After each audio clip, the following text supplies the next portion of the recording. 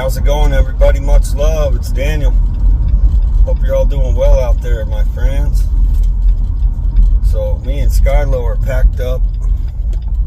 He's back there somewhere, and we're headed out to do a site check. We're actually going to meet up with my good friend Chris, who I've known all of my life, and we're going to go do a site check on a particular site that I've never been to before. And I've never been to this site because it was my understanding that it was privately owned, which was true. The site we're headed to was privately owned, but it was turned over to the conservation in 2011 or so. But anyway, we're going to head out there. We're going to do a site check on this place. We're turning onto Highway 173 right now, headed that direction, and wanted to bring you all along. Hope you do enjoy.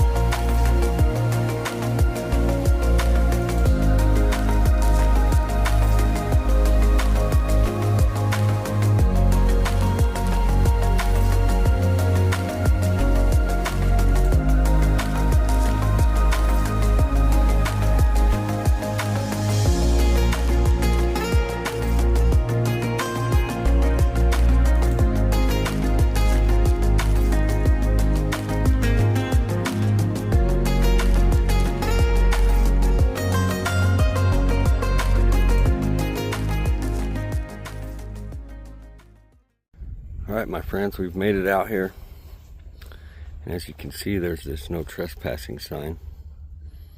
I'm sure in the past you could have just pulled right up into this general area, but due to vandalism and other things, this place, of course, being on private land up until 2011, of course there's no trespassing, but being as we're site stewards, we do have authority to be here, so fortunately we get to check this place out.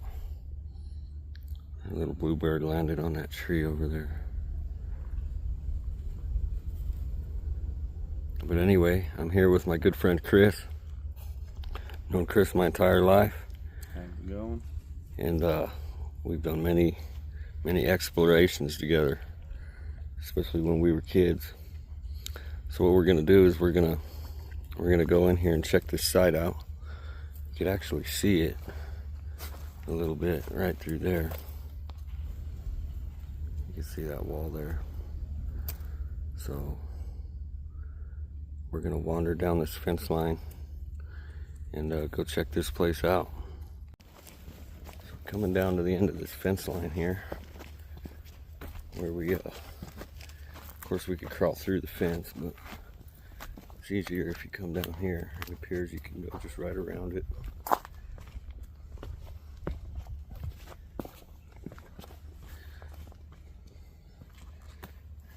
You just go right down through here. Of course, this is a 15-foot drop right there.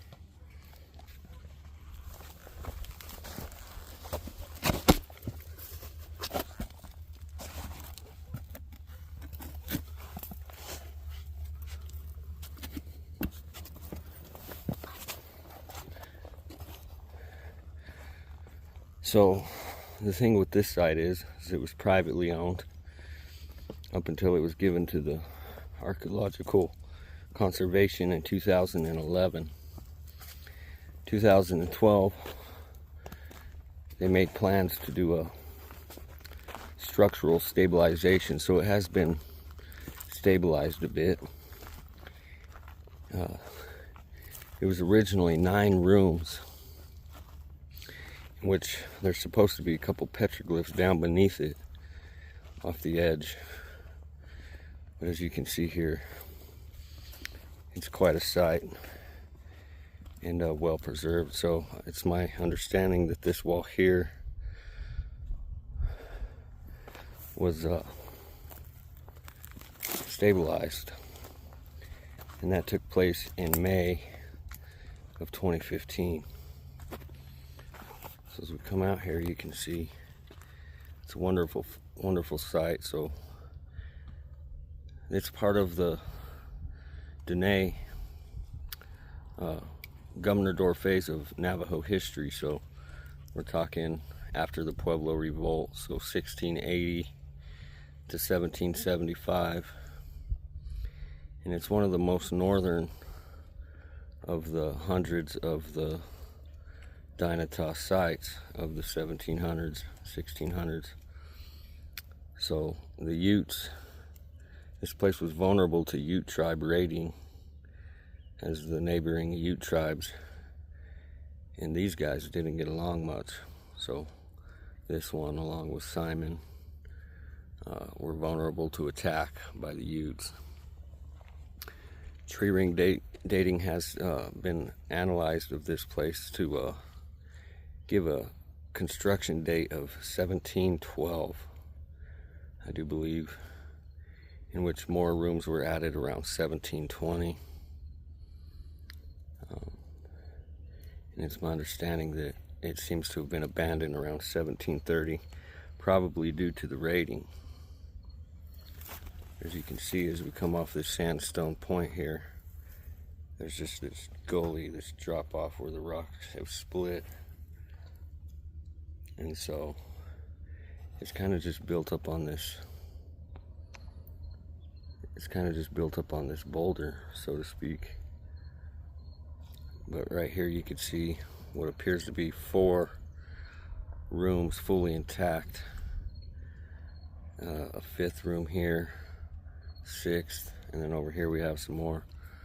But we can likely enter this this site here, this dwelling, without doing any harm, so we'll probably go ahead and do so.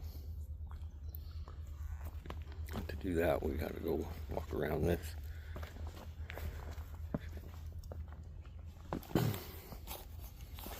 So as we come up right here, you can see there's this wall here. Looks like there was a wall going right through here, in which a lot of the stones have fallen down into this chute here. But as we come up, you can see there's a room right there. Of course, the residential neighborhood here, thus used to be privately owned. Here we're standing in another room. There's a 3rd room there, a 4th room right there, a 5th right there, and then the 4 that are intact. Of course, you could see the roof there. Again, this place was stabilized in 2015, but they stabilized it with a little effort as possible. That way they could keep it in good preservation of its original build. But here you can see the lintel of this doorway entering these next 4 rooms. And as we come in, again, without touching anything, you can see if we come into this room, there's 2 more doorways.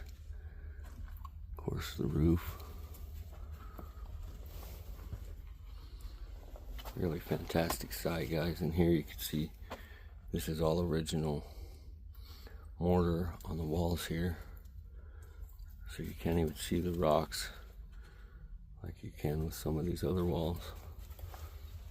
You got a lot of grass growing in here. You got 3 loopholes on that far wall, so you can see outside.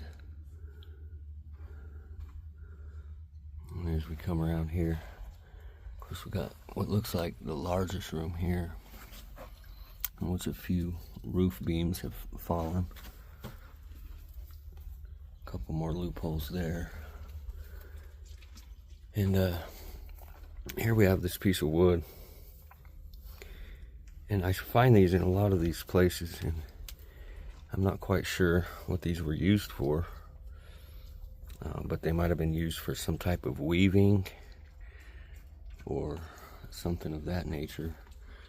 Or perhaps it was just a shelf or something to hang things on. Of course, looking through here, Skylo's having a little bit of grass to eat. But yeah, this is basically what we got as we have entered this structure. This is quite the largest room for sure. Fantastic.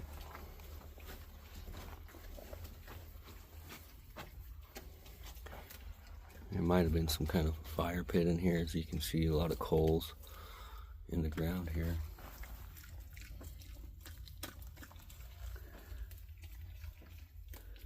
I, however, don't know what part of this was stabilized.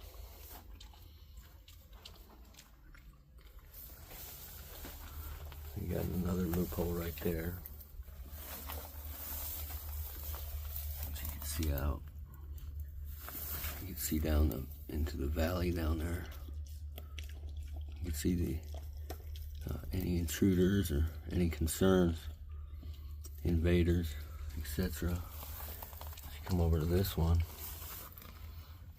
you can kind of see anything approaching from this side.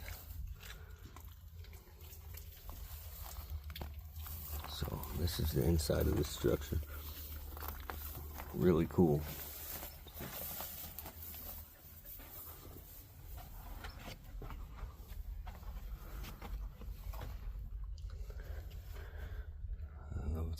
The lintels, when the lintels are still intact. Of course, some of these beams you can see where tree ring dating samples have been taken. Like right here, for example, you can see that plug. That's where they drilled into it for a core. And then again right here. And those were to get a tree ring analysis to date this site. You gather all of them and you can determine when the trees were cut. And it's not always perfect or easy to determine, but generally if you get a lot of samples, the better. Now we're exiting the site. You can see where the wall connecting those 3 rooms there has hence fallen. Rock going all the way down to the bottom. Apparently there are some petroglyphs down there. I don't know what they are, but we can go have a look and see. Here you can still see a loophole on this wall, which is interesting because it's not to the outside wall, it's from room to room. So that's quite interesting. You can see the old doorway of this one. In this room you can see most of the roof and everything is in the floor. So fantastic. I'm really thankful I'm finally able to check this site out, because I've wanted to visit it for years. I actually seen it about 15 years ago, 16 years ago, but being basically in someone's backyard, I was always skeptical of coming up here. Of course, working with the Southwest now, we are able and authorized to do so. You got a little bit of a pothole here. I'm sure water does collect after the rain. Several more over here.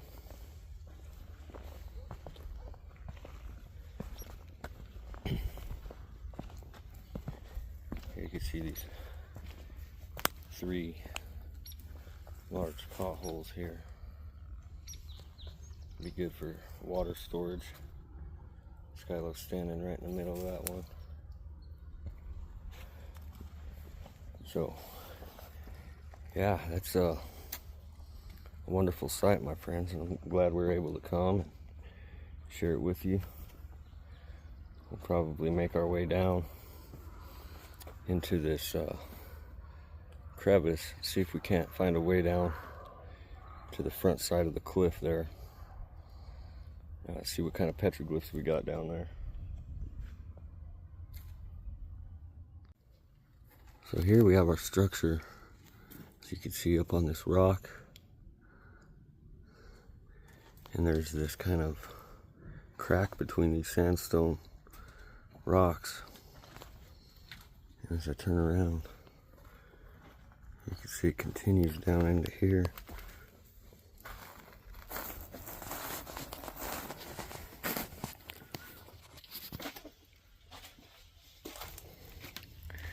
There's kind of like a passageway out to the front of the canyon beneath this place. So as I said, this was privately owned, and you can see there's houses just down here in the bottom of this canyon. Kind of a residential area in which many people live down here. So you can see all this rock that's came off of the top here.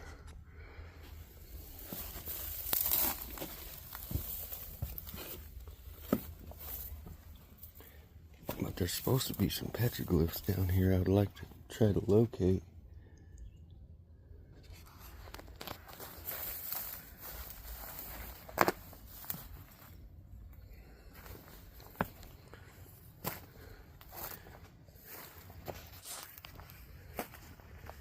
Here we got a little pit of some kind. Oh yeah, this is amazing. So if you look down under here, you can see where it appears.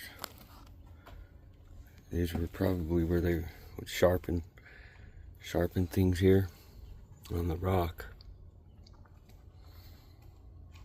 Is what that appears to be. Some of these are really cool. You can tell they're original. Aside from, of course, the people who carved their initials, unfortunately, in 1986, 1969.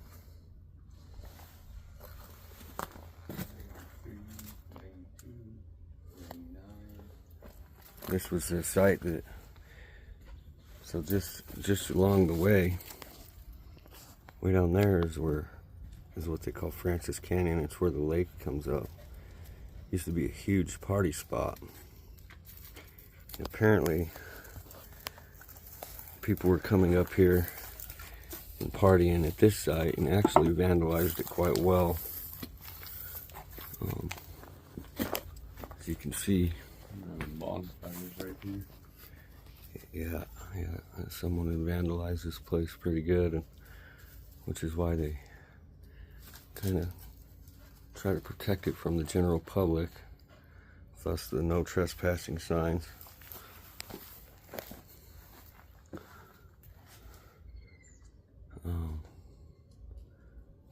Jason, 1986.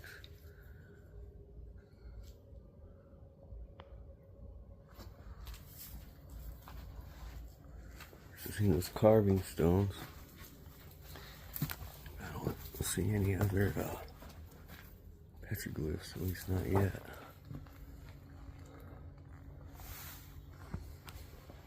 Aside from all this vandalism.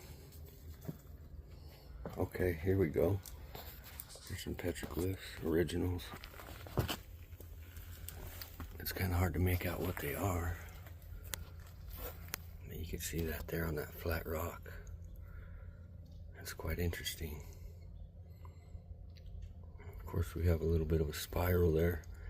It looks like it's got 1, 2, 3, 4 lines, so there might be a way off the shadow of the rock that might measure the 4 seasons in some type of way. I could be wrong about that, but that is pretty fantastic right there. then up under there, I can't tell if that's authentic pictograph or if that's something somebody done later. Nevertheless, that right there is pretty cool.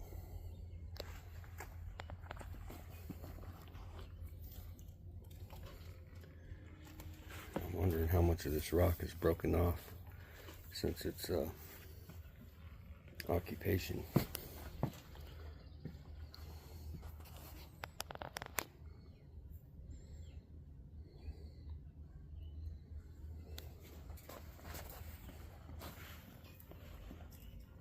There are fragments of pottery I'm surprised to see because of how many people have been here without a care in the world.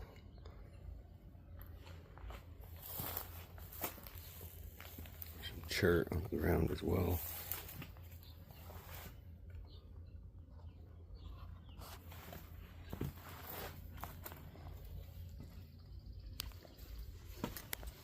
Here on this rock, right by our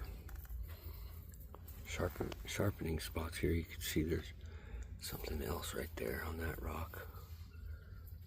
That's pretty cool. Skylo sure is happy to be out, ain't you, boy?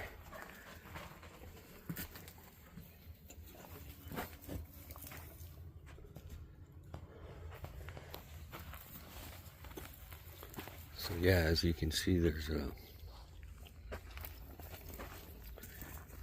people that live all through this canyon, literally just down beneath us.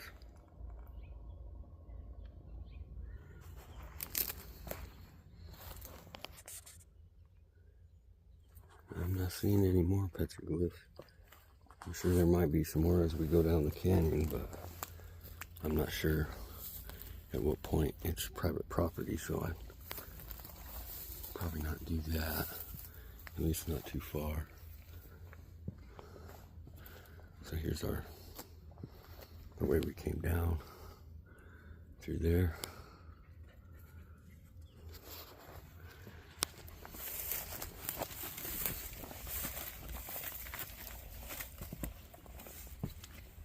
If you wander this way a little bit, you can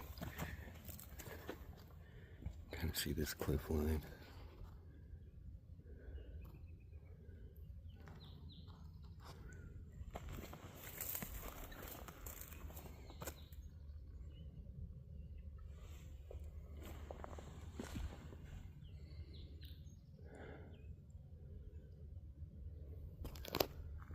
I'm sure there's likely granaries around here somewhere.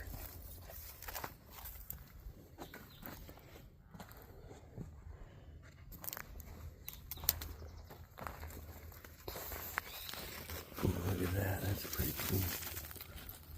Check out that piece of stone.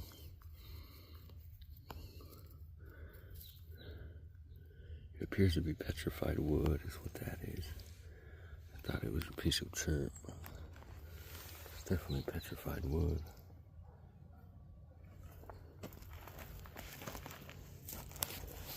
This appears to be a mitten. You can see the ashes in the soil. This is probably where they dumped a lot of their ashes and stuff. You usually find a lot of broken pottery in mittens, for example. There's a piece right there.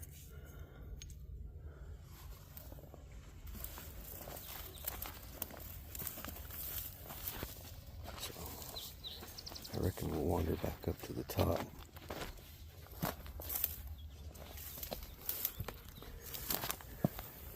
There's another piece of pottery there.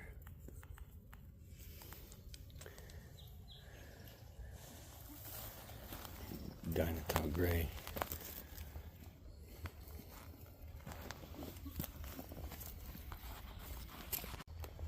So as we walk around on this side, you can kind of get a vantage point on how it looks from this direction.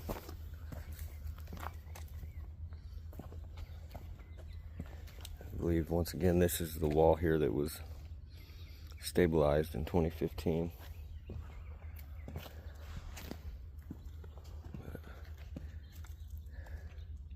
Beautiful sight. I sure would have liked to have seen what it looked like in its original build, what it was like in 1720. After the Pueblo Revolt of 1680, members of both different Pueblo and different Apache native tribes, and perhaps others in the New Mexico territory, fled north into the Navajo homeland, in which alliances were made in defense against the Spanish. However, some Spanish too were involved in friendly alliances, beginning with traders, bringing the adoption of new strategies and also culture and technologies, for example, horses and sheep herding, metal tools, and also farming techniques, including the construction of a dynamic defensive system consisting of more than 200 structures throughout the canyons and mesas, in which communication was made easier for the alliances to defend themselves not only against Spanish attackers, but also against Ute raiding and Ute attacks. These structures truly are an amazing part of Southwest history from 1680 through 1775.